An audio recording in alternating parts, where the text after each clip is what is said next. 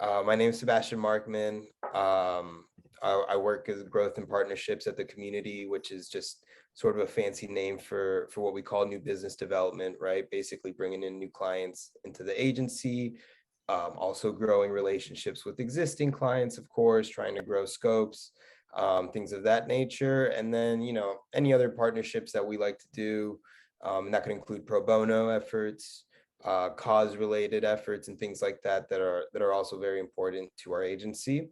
And besides that, I also help sort of how we represent ourselves as an agency externally to the world. And so a lot of that falls into like our social media pages. I work a lot with our public relations team as well on, for example, how we launch a campaign and sometimes the articles that you see on Ad Age and things like that. So how it is that we communicate ourselves to the world. So that's sort of what I do in a nutshell, but I definitely do more than that. Sometimes I'm a producer. Sometimes I help write scripts for, case studies. I've sort of done it all. But what I really do like about business development is that I feel like a responsibility I have is to just be very well knowledged about what everything's happening at the agency, and being sort of an expert of the agency, which is what I really like. And at the end of the day, I'm the type of person that I love to see, for example, a team win more so than a certain player succeed. I value how teams work together more so than individual performances, right? So like I like to put my success to the agency's success, right? So if the agency is doing well, I feel like I'm doing well. And I like that. And I like that about my role, that's like that's very present, right? It's the agency's success that attributes to my success. So I'm going to share my screen. I'm going to give you a quick background sort of on our agency. This is a little one pager. I decided to spare you all from our credentials deck that we show new clients, right? And I just kind of wanted to do like a quick overview of who we are, and hopefully we'll get into the other topics after. But we've been around for over 20 years. We're actually going into our 21st birthday now, so we're having our first drink pretty soon. But we were founded by two Argentine brothers, Jose and Joaquin Moya. They came to they're actually advertising experts for years. They worked in that field in Argentina for many years. It actually runs deep within their family bloodline. But they came here to the United States with the dream of, sort of opening up an agency. And they opened it up, basically running it out of like a house in Miami, essentially, slash a few hotel rooms here or there, until the IRS catches up and it's like, hey, well, you're running a business out of somewhere. So little by little, they sort of came formalizing more and more legitimately, opening up offices, gaining bigger clients. But I mentioned all that just to give you the idea of sort of how this agency started. Very grassroots, very doing things, at whatever way that they could, working together long hours and things like that just to make it happen. And sort of like from where you see how like where it started to where we're at today, I've always found that quite impressive, and one of the reasons that I always wanted to join the agency, right? But all that to say, we have offices in Miami and New York City. Those are like our two largest hubs. We run our, major accounts out of there, but we also have offices in San Francisco, one in Mexico City, and Buenos Aires, right? And Buenos Aires office is very important to us because we run a lot of our Latin American accounts from there, a lot of business for that entire actual region, the whole South American region. But it's also in a way like it's part of our home, right? It's part of where our owners come from. It's very important for us to have a presence there, and to have that office there, and it obviously helps a lot with the work that we do. And we pride ourselves on being very multicultural, very diverse. We have people from over 33 different nationalities, and I'm talking all sorts of cultures, races, like anything you can think of. And it's something that we actively seek. It's something that we want to keep growing. It's always been part of our mission, right? And we're founders. The founders still work at our company, Jose and Joaquin, so still have that mission in our hearts of like that one idea can change the world, right? Fight the good fight, which is something I'll talk about later. And just really helping brands engage and sort of build communities themselves, right? And engage with the right communities as well. So like that's something that's always been very important, and something that we're always looking to do. We want to be relevant in culture, and that comes with great like strategic analysis and making sure our strategy teams are digging in on the latest and greatest. But not just that, but sort of where is the zeitgeist of the world going? Like where are we moving to, right? And that word is sort of, we have like a word for it. We like to say that we're culturally fluid, and that essentially just means like the seamless ability to move between one culture to the next culture. And that's sort of like how we're trying, that's where we think the country is and is going, right, into like this culturally fluid moment, even though we see sometimes a lot of the opposite, right? A lot of separation. But at the end of the day, it's like, where is the overall mindset of everyone sort of moving to? And we do feel like it's like this homogenous, culturally fluid way, right? It's just, my family's from Argentina, right? But I was born in the United States, and I feel like I have a very easy time relating, right, to someone from the US or something, or talking about American football. But when I'm talking to someone from Argentina, I can just as easily talk about, soccer, or I can switch languages and things like that. And it just feels very, natural to me. And that's sort of how we try to like live our, or it's sort of how we try to make the agency operate, right, in a very culturally fluid way. And then you'll see at the bottom there's just some of our clients. Verizon's obviously one of our biggest ones, Samsung, Amazon, Volkswagen, Mondelez. We do a ton of work for Oreo, Bank of the West. And basically, the main thing about that is, so you could see, is like we started as a very grassroots agency, sort of like out of someone's house. Then we sort of grew, gained a lot of US Hispanic clients, especially Verizon, right? And now we're working with the general market, which we really just consider, it's the total market. But we're doing work in English now. We do work that gets run during Sunday Night Football and things like that for Volkswagen. So the agency's grown a lot. That's always been in the mindset of the agency. They never wanted to be just a US Hispanic agency or a multicultural agency. They really just wanted to be an agency for the multicultural world, right? And I think that's where we're at today. And I know that's something that they're very proud of. And of course, we've been on the A list. We've won Multicultural Agency of the Year twice, which is, very important to us as well. And those recognitions do mean a lot to us as an agency, just because it's like we started with our humble roots, yes, but we've also always been creatively driven, right? We have always been pushing clients to do more creative work, more impactful work, sort of make a difference, and getting at least recognized, right, by the industry, so to speak, while still staying true to ourselves as best as we could, has always been something that we take great pride in. So with that, stop sharing screens here, go back to our meeting format. But one of the topics that I wanted to sort of talk about, and by the way, if there's any questions or anything like that, feel free to always interrupt. We can keep the conversational. But we have this motto called "Fight the Good Fight," right? And this falls a lot in line, and basically what it means is like staying true to yourself, to your beliefs, to the mission, to what we really think is right for the client, right? Because ultimately we feel that the client will always appreciate you doing what is really right, what's true in your heart, right? And that goes for the work, of course, but it also goes with other things in the agency, right? So fight the good fight to you might mean like, well, maybe I should always have a good attitude, right? In the agency, and that could help encourage people to work better, and that's your way of fighting the good fight, right?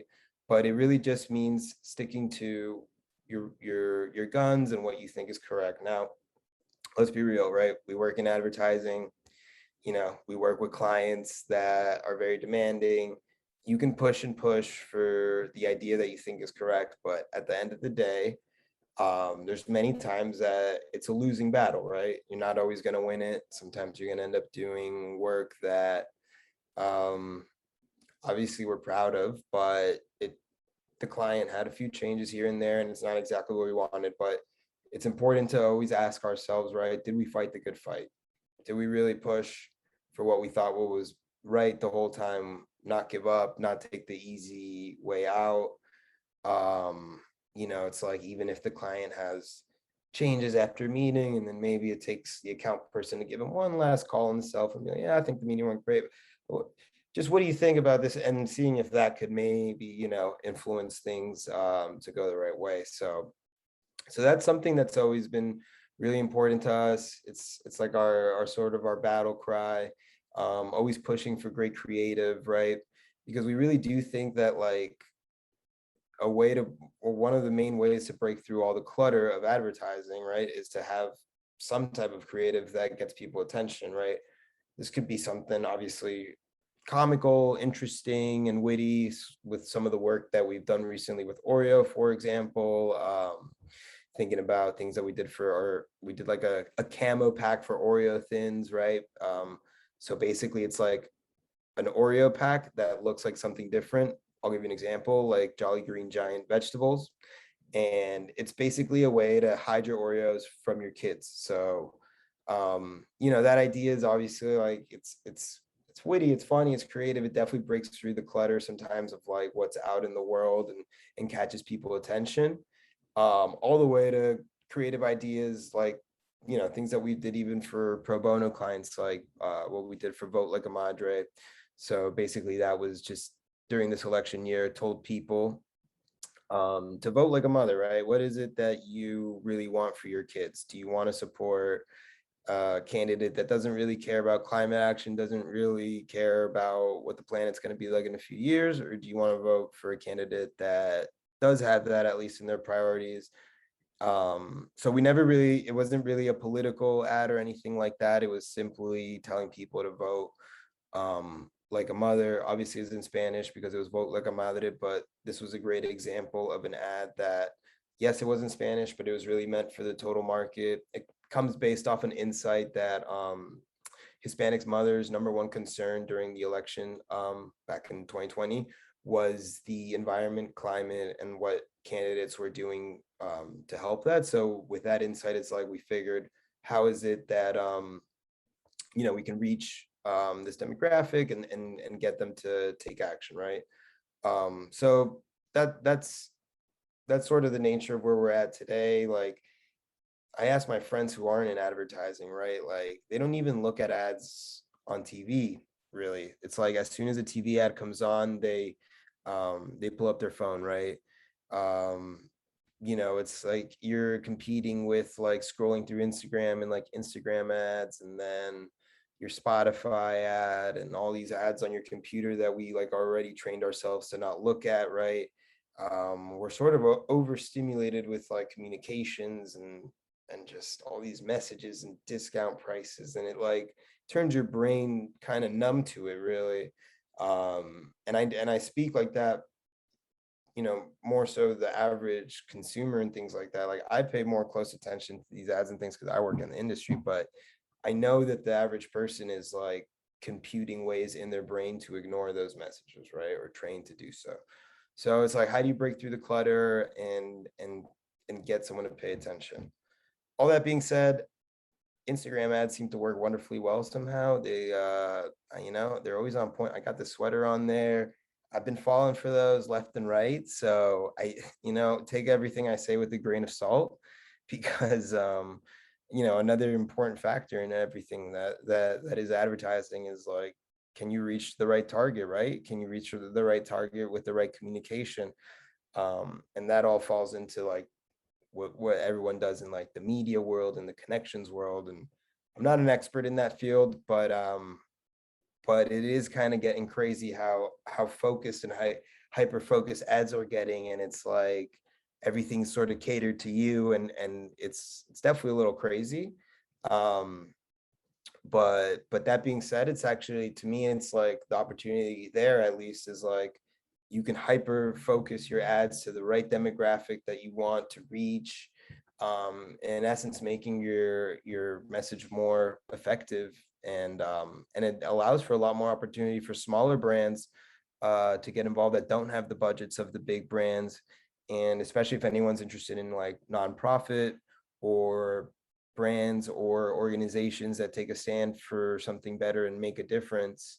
If you're ever working with a brand like that, it's very inexpensive to do those type of ads. They're super highly targeted on social media, as many of you obviously know. And I think it's just a great way to get your message across as well. So all that to say that there's ways I feel like to put creativity and things like that into everything that we do. And yeah, and that's basically fighting the good fight, in our opinion, right? That's what it boils down to, is like doing the best work, doing what we really think is right in our heart, what the research says, and pushing the clients in that direction. Sometimes it doesn't sometimes it doesn't pan out. Client is a client, that happens, but that's just what we can do, and we have to take pride in the fact that we did everything we could, right? And I sort of segue that actually into like the third talking point, which is like how your attitude, or like how you carry yourself, can make a difference in the advertising world, right? And I only bring this up, I'm not saying like I'm some expert or something, right? But I've worked 8 years in the industry, and no one ever teaches you emotional intelligence in school, or no one teaches you to think about other people sometimes, or the benefits of being empathetic, of putting yourself in other people's shoes. There's a lot that you don't see, right, in that, especially in like our education as we come up, right? And then you put yourself into a field like advertising, right, which is super high paced, deadline driven, everyone needs everything now, bam, bam, bam, like all these emails now, factor it times 10 that we're all virtual in Zoom world, where you could just send an email, or I can X out of this Zoom and everyone just disappears, right? All of a sudden, everyone's gone, and I don't have to see their face again. I don't have to interact with them. So, all of that it's like even more now, right? But thing that I like learned, I guess in my career, is like you have a lot of power to influence people with simply the energy that you bring into the room, with simply the way you decide to carry yourself, with the way that you decide to communicate to people. You would be surprised how much that type of attitude and conscious thinking in yourself can make a difference in how other people work together, how the team comes together. You literally make a difference in like someone else's life sometimes by the way you carry yourself, by having like a good attitude, by not, making it so personal, right? And just like, it's a power that everyone has. You don't need to be, you can be your first year in advertising, right? That's something that you can do since day one. It's something that you don't need to go to school for. You don't need anything for. That's a power that we have right within us. So, I've always found that treating people with like a lot of respect, right? Anyone that's beneath you technically on the totem pole or anything like that, basically treat everyone like an equal, have some empathy, know that creatives, and I mean, I work with editors and stuff, these guys pull in hours round the clock, like, be like, hey, look, I know you've been up all night, but can you please take care of this in the morning or something like that? Trust me, you'll get a lot better responses and a lot quicker work done than if it's like, oh, hey, also update this, thanks, bye. Okay, right. And this is more like a email example, but like even when we were back in the office, it was like, what's the attitude you're going to bring to the meeting? Is it like this, like depressed, I'm texting on the side, I'm not even paying attention, I actually hate that person over there, I can't believe he's talking again, like I don't even want to talk? That whole attitude spreads around the room, right? And it's perceived by everyone consciously or subconsciously, right? Why, like, and I always think to myself, I'm like, why bring that into the workspace, right? So like, if I put if I decided to put all my happiness on just my work, I would be a very unhappy human being, right? That is a fact. I have to separate that from who I really am as like a person and who I really am. Work is work, and who you are is like who you are, but don't ever let work dictate how you feel like on the inside. Yes, someone can be an a-hole to you or something like that, or someone disrespected you, or all, their email is like super short and they bother whatever. But like, I don't know. I always say like don't let that stuff like dictate your happiness. The client crushed some idea. It's okay. Like there's bigger things in life. Life itself is much bigger than the advertisements that we do. And like there's no reason sort of to like get yourself down with that. So if you could keep that in mind and at least make that true to yourself, right? That does like spread around the room per se. That does spread around the teams. You'd be surprised how much you can influence other people with that attitude.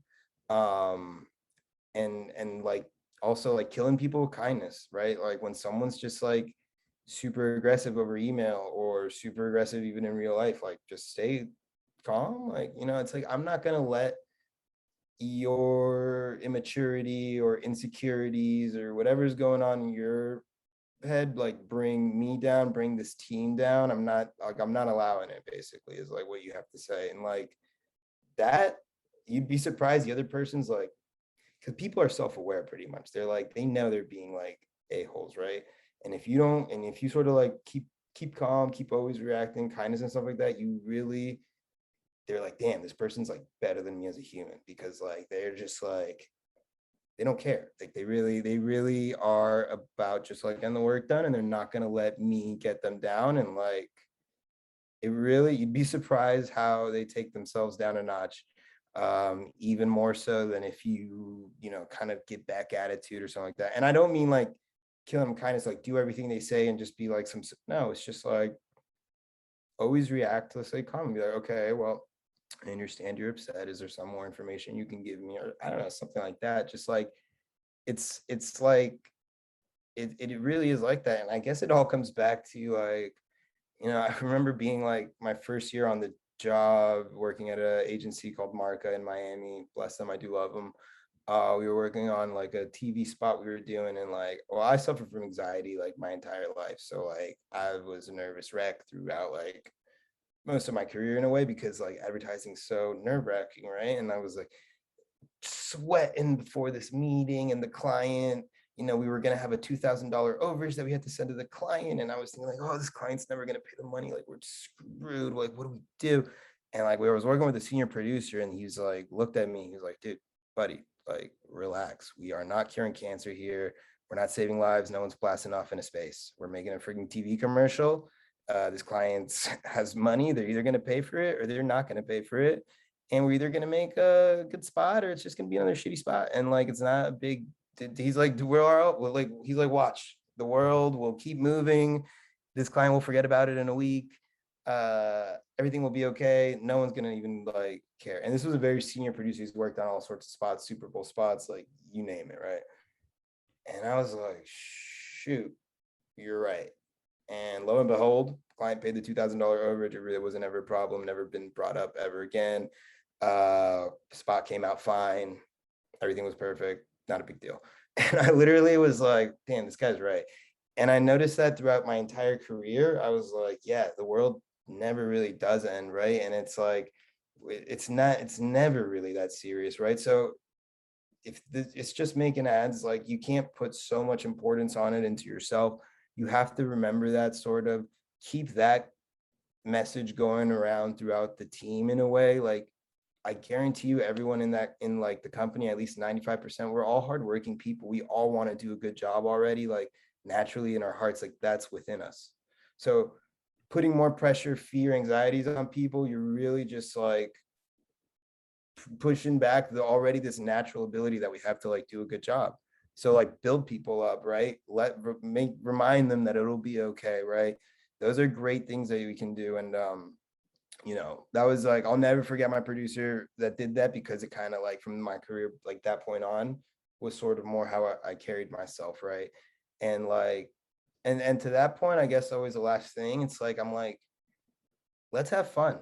We're making ads, TV commercials. Like, let's have a fun time at the office, right? Why are we all here? Like, if not to have fun? I mean, I feel like that's why I joined advertising, because it seemed like a lot more fun than working for the client side. At least when I went back to when I was in school back in whatever 2012 or something like that, when I graduated 2013, I wanted to go to advertising consciously. I said I didn't want to be on the client side because I liked how much fun the advertising classes had, where I love the creativity in advertising. Like, I'm a creative person myself naturally. I like being around those people.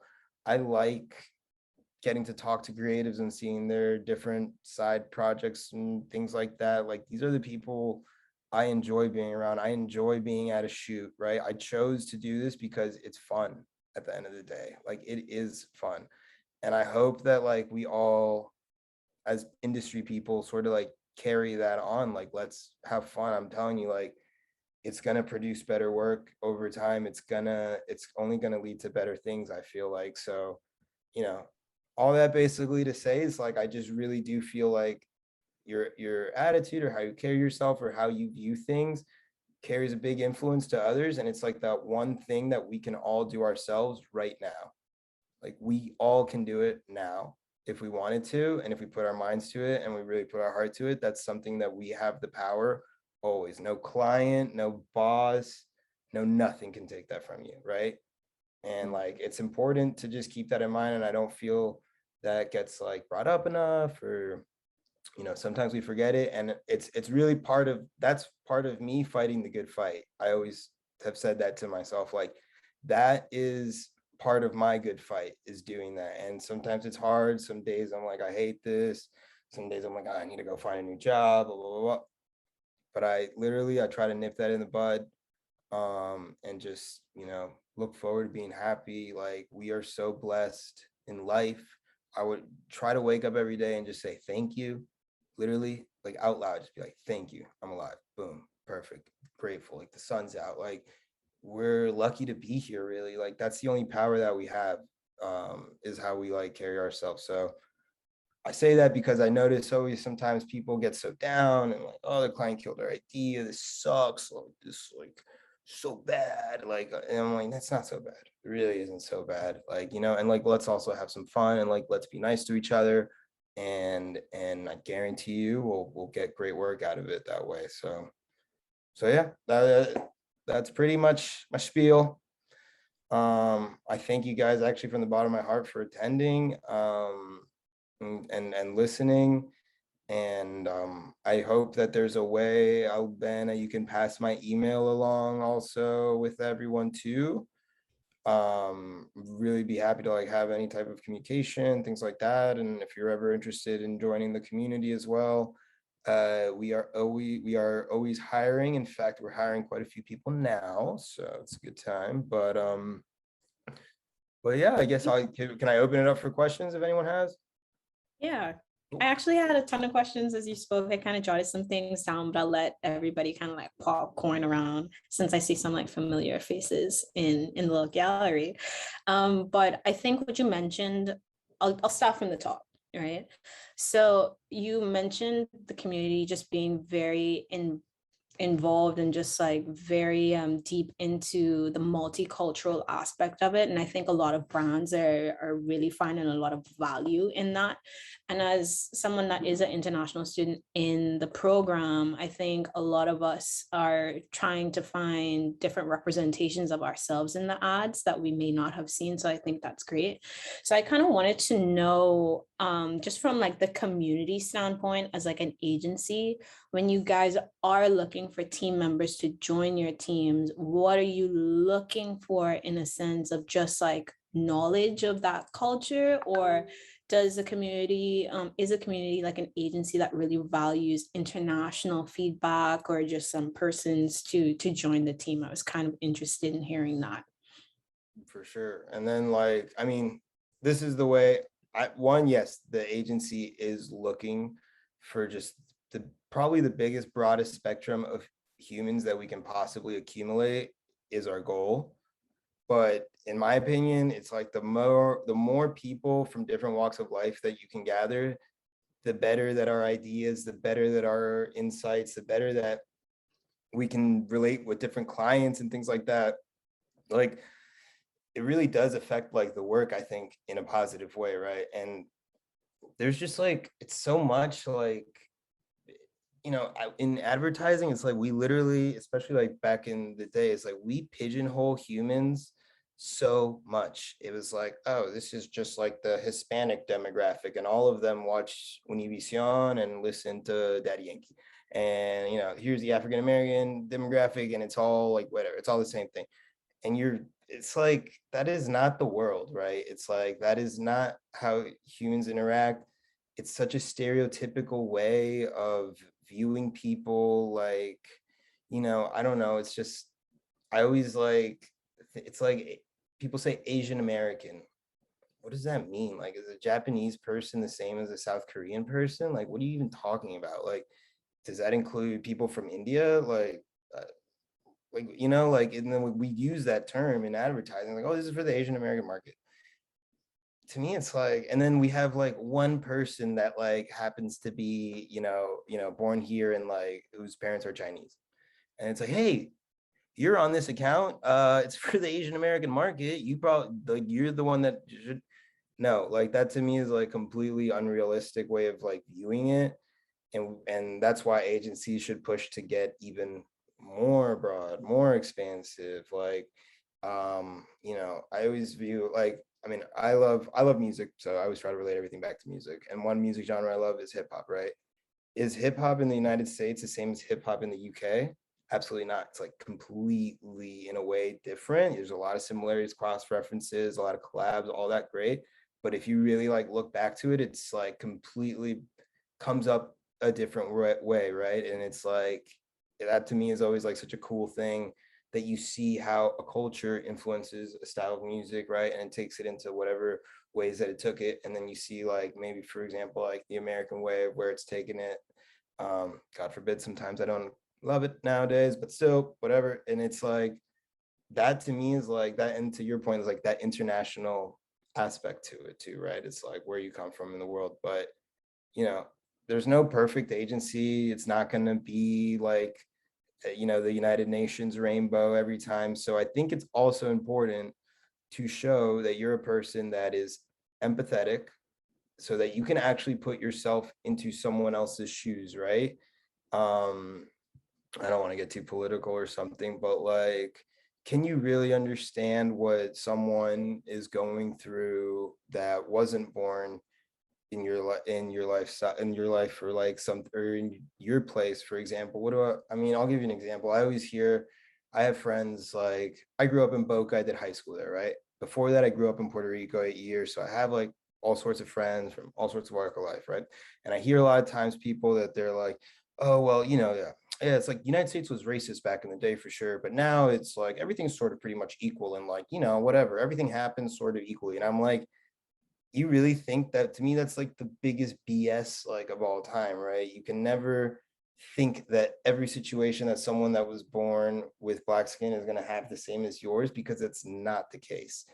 And you're not being empathetic to the fact that that's just not a reality of like life, right? So that empathy and being able to put yourself in another person's shoes, and sort of really see how they think and understand, that is like a huge asset to have, because you'll always be having to sort of try and understand what other people are really going through, how they see the world.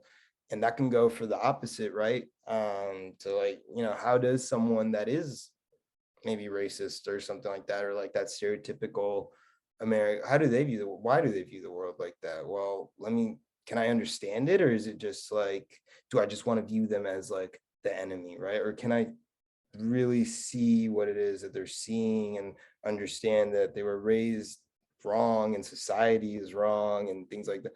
So the more empathy I think that we have in that sense, the better that like our teams can be, despite from where you like come from. But yes, the ideal is to have like a very diverse cast of people that come from all sorts of walks of life that can share different experiences. But I do think that like being empathetic and like that wanting to understand other people is very important.